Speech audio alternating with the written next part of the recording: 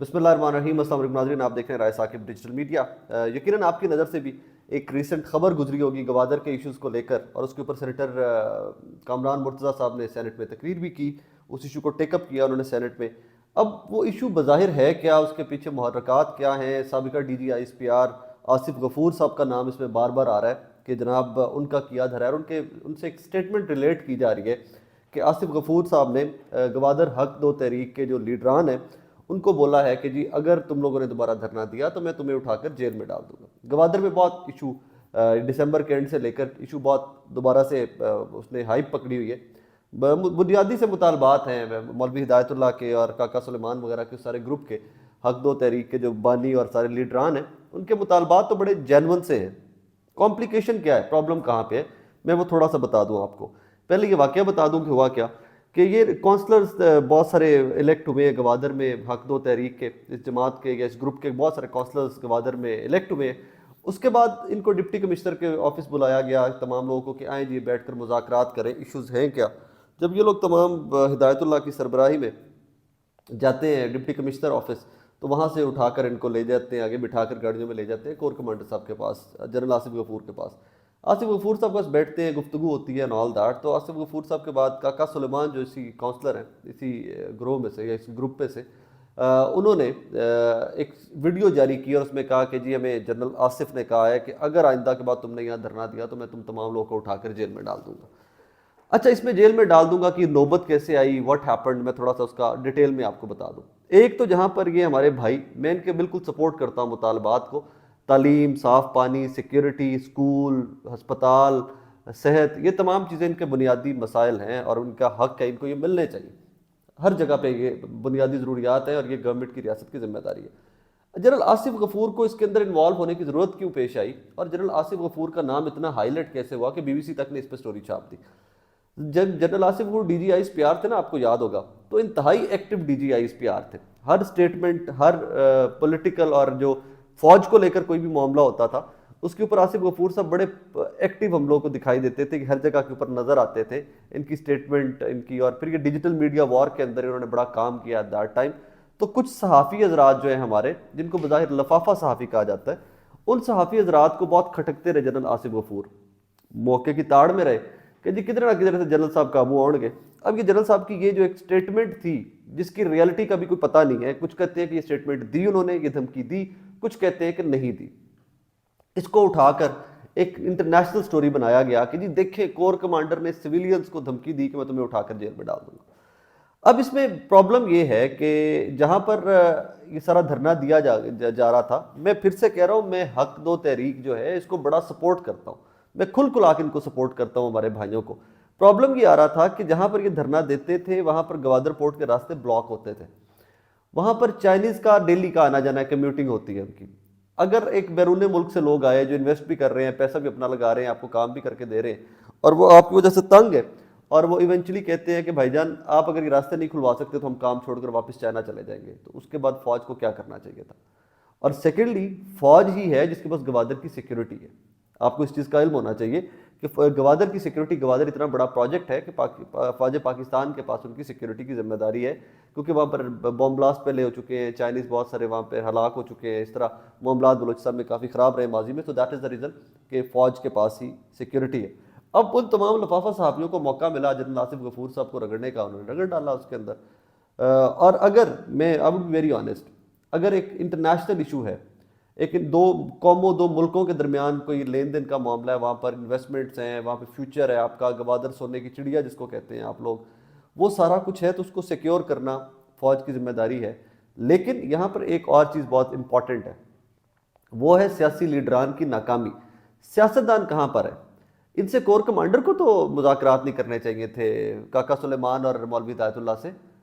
इनके साथ तो आपको लोकल लीडरशिप जो है बलूचिस्तान की, आपको बैठना चाहिए। ये सियासी मसला है, इसको सियासतदानों ने हल करना है, फौज ने हल नहीं करना। फौज का काम सिक्योरिटी देना है गवादर को, और वहाँ पर जो काम हो रहा है उसको सिक्योर रखना है। तो ये बेशरम सारे जो वहाँ बैठे होते हैं, कभी इधर कभी उधर, ये लोग सारे कहाँ पे थे? बाद में तरदीद आ जाती है जी, कोई फराज अजीम साहब है उनके तर्जमान, नहीं जी नहीं, उन्होंने कोर कमांडर साहब ने ऐसा कुछ नहीं कहा था। अभी भी आप कौन है? आप ये स्टेटमेंट देने की, आप उस टाइम मौके पर मौजूद थी, आप कोर कमांडर के साथ बैठी हुई थी। You should be ashamed of your self.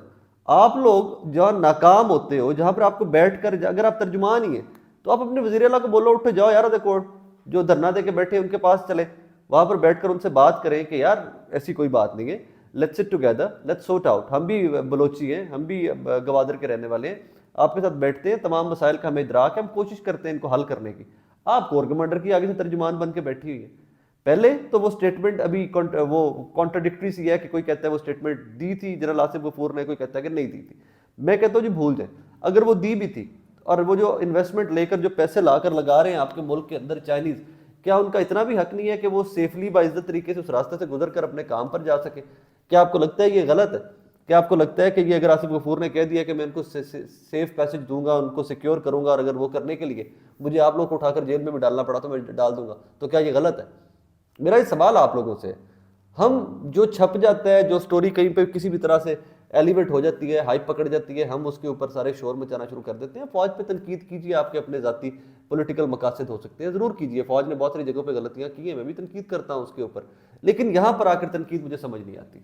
Asif Ghafoor साहब की बहुत सारी तनकीद करने वाली और वजूहत हैं जहाँ पर आप तनकीद कर सकते हैं अगर आपको करना ही मकसद है, लेकिन गवादर को सिक्योर करना और चाइनीज़ जो वहाँ पर काम कर रहे हैं, जो फॉरनर वहाँ पर काम कर रहे हैं, उनकी ज़िंदगियों को सेव करना, उनको safe environment of the work देना, इस पर कुछ गलत नहीं है। और अगर उन्होंने ये कह भी दिया कि हम सख्ती से पेश आएंगे तो इसमें भी कुछ गलत नहीं है, I am sorry to say that. ये फ्लॉप या फ्लॉ जो यहाँ पर ये बलूचिस्तान की गवर्नमेंट का है, ये डेमोक्रेटिक इलेक्टेड जो गवर्नमेंट है, उसका काम था कि आप अपने लोगों के साथ बैठकर मुज़ाकरात कर रहे हैं। आसिफ गफूर को आपने इन्वॉल्व भी क्यों किया? वो कौन होते हैं इस पर बैठने के मुज़ाकरात करने वाले? So that is sad and sorry situation for the Balochistan government. आप लोगों को वहाँ पर जाना चाहिए था, और अगर जनरल साहब ने ये स्टांस लिया है तो मेरे नज़दीक स्टांस गलत नहीं है। रीज़न मैं बार बार आपको कह रहा हूँ कि चाइनीज़ का मामला है, इंटरनेशनल कम्युनिटी का मामला है, उन लोगों का मामला है कि जो लोग वहाँ पर काम कर रहे हैं, पैसे भी अपने लेके आए हैं, काम भी आप लोगों के लिए कर रहे हैं वहाँ पर बैठ के, तो we should give them some respect और कुछ बाइज्जत तरीके से उनको काम करने की इजाज़त होनी चाहिए।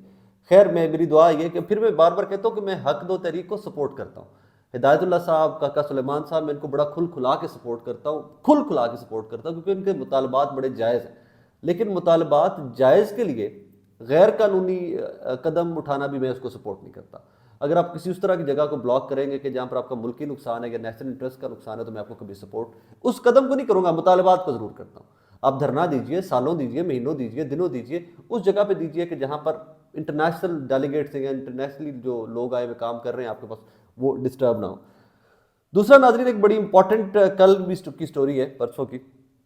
वज़ीर-ए-आज़म शहबाज शरीफ साहब ने दुबई के एक न्यूज़ आउटलेट को, एक खातून को इंटरव्यू दिया, और इस इंटरव्यू में उन्होंने कहा जी कि हम हिंदुस्तान के साथ मिलकर बैठना चाहते हैं, हम उनसे बात करना चाहते हैं, हम तमाम इश्यूज़ को रिजॉल्व करना चाहते हैं। बड़ी अच्छी बात है, करना चाहिए आपको। आपके बड़े भाई की भी यही ख्वाहिशात थी, मोदी साहब आपके घर में भी आते रहे, विदाउट वीज़ाज बिजनेसमैन भी यहाँ लैंड करते रहे पाकिस्तान के अंदर। और कैसर साहब की स्टोरी, वो तौबा तौबा तौबा वाली स्टोरी भी आपको याद होगी, वायरल हुई थी। मुझे इस पर एतराज़ नहीं है, ज़रूर होने चाहिए, मामलात हल होने चाहिए, पाकिस्तान और हिंदुस्तान को इकट्ठे बैठना चाहिए, इस खत्ते के अमन के लिए इकट्ठे बैठना चाहिए। लेकिन शहबाज शरीफ साहब, मुझे सिर्फ चंद सवाल है, उनका जवाब आपसे चाहिए कि फिर जब आप खुद ख्वाहिश का इजहार कर रहे हैं और आप ये भी कह रहे हैं कि दुबई के रूलर जो है उनको बैठ कर हमारे मामलात सॉर्ट आउट करवाने चाहिए, तो जो मौजूदा सर्कमस्टांसेस हैं कश्मीर के, उनके अंदर क्या आपको मोदी के साथ बैठना चाहिए?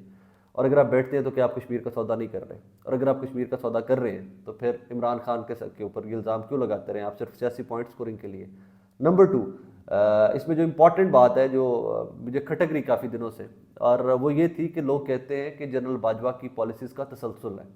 बिल्कुल तसलसल है। अब तो मैं भी मुत्तफ़िक हूँ इस चीज़ के ऊपर कि जनरल बाजवा की पॉलिसीज़ और उसके बाद आर्मी चीफ चेंज होने के बाद कुछ भी बदला नहीं है इस मुल्क के अंदर। क्योंकि जनरल बाजवा चाहते थे कि हिंदुस्तान के साथ मामलात नॉर्मलाइज़ किए जाएँ, और यही वजह है कि जनरल फैज़ अजीत दोवल से मिला करते थे दुबई में। और माजी में इमरान खान साहब की हुकूमत में भी उन्होंने प्लान किया था कि जरदारी मोदी साहब को पाकिस्तान लाया जाए, इमरान खान साहब से मिलवाया जाए, और उसके बाद दोस्ती की एक नई दास्तान रकम की जाए एंड ऑल दैट। सो वो उस पर इमरान खान साहब नहीं माने, उन्होंने कहा था कि यार कश्मीर का इशू जब तक सॉर्ट आउट नहीं होता, we can not be friends with India, हम भूल नहीं सकते अपने कश्मीरी बहन भाइयों को। तो अब अगर शहबाज शरीफ साहब भूल कर सब कुछ खुद से इजहार करते हैं कि मुझे मोदी से मिलना है, हमें बैठना है, we should sit together and sort out issues, तो फिर कश्मीर किसने बेचा? कौन कश्मीर बेचने जा रहा है? शहबाज शरीफ, जनरल फैज़, जनरल बाजवा?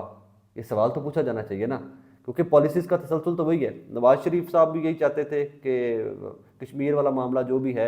और फिर मैं आपको एक और चीज़ बताऊँ, जब अजीत डोवल की और जनरल फैज़ की मुलाकातें होती रही दुबई के अंदर, तो उसमें जो सॉर्टेड मैटर्स थे या जो कोई हुए थे, वादे वहीद हुए थे, उसमें यह था कि अगले 15-20 साल कोई बंदा भी कश्मीर पे बात ही नहीं करेगा पाकिस्तान से। जिस तरह कश्मीर है, जिस तरह चल रहा है, इन चलने दो, इस पर बात नहीं करेंगे।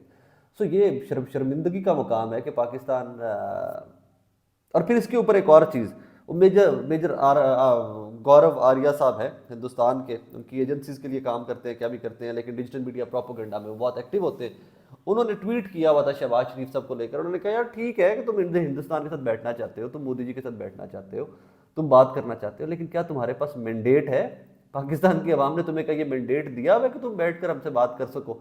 सो वो एक थप्पड़ था हमारी हुकूमत के मुंह के ऊपर। उसके बाद फिर आपका फॉरेन ऑफिस जागा, फॉरेन ऑफिस ने उसकी क्लैरिफिकेशंस दी कि हम तब तक बैठ नहीं सकते मोदी के साथ जब तक मसला कश्मीर हल नहीं होता, जब तक वो आइनी जो उनकी शक्ल है वो बहाल नहीं की जाती, जो उनके हकूक सलब किए गए हैं वो बहाल नहीं किए जाते एंड ऑल दैट।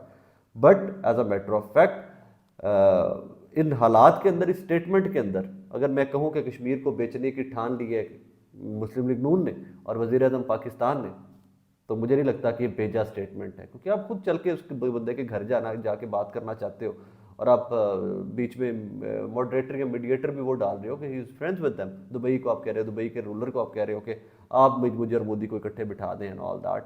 सो उसमें आके इजाज़त दीजिए मुझे कि कश्मीर बेचने में मुस्लिम लीग नून और मौजूदा हुकूमत जो है, मौजूदा ये जो सारी इत्तेहादी हुकूमत है, ये कहीं आगे है, कहीं आगे है। So this is not right and it should not happen, it shouldn't be, but that's the country we live in. कीड़े मकोड़े हैं, आपकी और मेरी सुनता कौन है? इमरान खान ने तो आपकी और मेरी सुनते हुए तब मोदी का दौरा कैंसिल कर दिया था कि मेरे ऊपर बहुत प्रेशर आएगा, पाकिस्तानी अवाम रिटेलिएट करेंगे इसके ऊपर और मेरे पे इल्ज़ाम होगा कि मैंने कश्मीर बेच दिया है। उसने तो कुछ नहीं किया था, तो आप लोगों ने इसके ऊपर सियासत की, मुस्लिम लीग नून और पीडीएम ने। आप लोग तो बाकायदा साथ बैठ कर बात करना चाहते हो, और उसके ऊपर फिर भी आप कहते हो कि जी नहीं, कश्मीर इमरान खान बेच गया था। पाकिस्तानी स्टूपिड नहीं है, they are not, they might be stupid at some point, but they are not stupid any more. They do understand, they do realise what exactly is happening around. और बाजवा साहब जो है वो बेचारे बस कितने भी टुर जड़ भोल ही नहीं पा रहे लोग उन्होंने। आज स्कॉटलैंड की पार्लियामेंट में एक मोशन मूव हुई है, वहाँ पर जनाब सेनेटर आजम सवाती साहब को लेकर, मतलब देखिए कि वो कहते थे कि मैंने गुमनामी की ज़िंदगी गुजारनी है, मैं गुमनाम हो जाऊंगा। वो दुबई के एक इशारे पर खड़े हैं सड़क क्रॉस करने के लिए, पूरी दुनिया के अंदर वो फोटो वायरल हो जाती है, वीडियो वायरल हो जाती है। वो दुबई में एक मजदूर से मिल रहे हैं, वो वीडियो वायरल हो जाती है। स्कॉटलैंड की पार्लियामान जो है वो उठाकर मोशन पास कर देता है कि आजम सवाती के हक में, कि सिर्फ जनरल बाजवा के ऊपर तनकीद की एक सेनेटर ने, और सेनेटर को उठाकर मारा कुटा जा रहा है, बार बार गिरफ्तार किया जा रहा है, और ये जमहूरियत के ऊपर हमला है और आज़ादी राय को दबाया नहीं जा सकता। ये मैं नहीं कह रहा, स्कॉटलैंड की पार्लियामान कह रही है, वहाँ पर ये मोशन पास हुई है। तो ज़रा इमेजिन कीजिए कि पाकिस्तान का कितना अच्छा इंप्रेशन जा रहा है पूरी दुनिया के अंदर कि हमारा आर्मी चीफ साबिका जो है उसके ऊपर तनकीद करने की वजह से हमारा सेनेटर जो है उसको पकड़कर तशद्दुद का निशाना बनाया जाता है और उसको जलील किया जाता है। ये स्कॉटलैंड की पार्लियामान के अंदर मोशन मूव हुई है। तो इमेजिन कीजिए कि इंटरनेशनली बदनाम कौन हो रहा है। I am sorry to say that, इदारा जिससे मुझे बड़ी मोहब्बत है, चंद लोगों की वजह से फ़ौज बदनाम हो रही है कि जिस साबिका आर्मी चीफ का नाम लिया था, तो इस वजह से अपने सेनेटर को ही उठाकर मारा जा रहा है and all that. So this is Shem for all of us. हम तमाम लोगों के लिए शर्मिंदगी का बायस है ये कि आज भी इंटरनेशनली हम लोग डिस्कस होते हैं तो क्या किस तरह डिस्कस होते हैं कि जी हमारे मुल्क में कोई निज़ाम नहीं है, हमारे मुल्क में कोई कानून नहीं है, आर्मी चीफ या ये लोग जो है ये कानून से मावरा हैं, और अगर आप इनका नाम भी ले लें तो आपको कुटा जाएगा। आजम सवाती साहब की मिसाल दी गई है एंड बाय नेम आजम सवाती को मेंशन किया गया, सेनेटर आजम सवाती उस मोशन के अंदर। और बड़ी शर्मिंदगी की बात है, यकीन मानिए। जब आप गुर्बत, महंगाई, डिफ़ॉल्ट करने के करीब पहुंचे हुए, तो अगर दुनिया में आपका नाम लेना ही था तो इस तरह लिया जाता है कि हमारी मदद करना चाहती है दुनिया, हमारे से कारोबार करना चाहती है ताकि हम डॉलर्स कुछ चार कमा सकें बाहर से। लेकिन आज भी जब आपका और मेरा नाम पाकिस्तान का लिया जाता है, मुल्क का, हमारे का, तो जनरल बाजवा के कारनामों पे लिया जाता है कि उनको तनकीद का निशाना बनाया एक सेनेटर ने और उसके बाद उनको पकड़ कर अरेस्ट कर कर फेंटा लगाया गया। बहरहाल अजीब सी सिचुएशन है। IMF की मैं अगले व्लॉग में कोशिश करूँगा कि मैं IMF के साथ जो मुतालबात और सारे मुज़ाकरात इनके चल रहे हैं और अकड़े का बैठे हुए, और अगले व्लॉग में मैं रशियन जो डेलीगेट्स आए हुए हैं, रशिया का जो वफद आया हुआ है पाकिस्तान में, तेल, गैस और डीजल वगैरह के ख़रीदारी जो पाकिस्तान उनसे करना चाहता है। इंशाल्लाह कोशिश करूँगा कि अगले व्लॉग में उसको इन 2 टॉपिक्स को कवर करें कि IMF के साथ मुज़ाकरात कहाँ पर खड़े में और what is going to happen. कुछ अच्छी खबरें नहीं है, टू बी ऑनेस्ट कोई अच्छी खबरें नहीं है वहाँ से भी। और रशियन डेलीगेट्स जो आए हुए हैं, उनका वज़ीर भी आने वाला है रशिया का, तो अगले व्लॉग में इंशाल्लाह वो डिस्कस करेंगे। दुआ में याद रखिएगा। अल्लाह हाफ़िज़।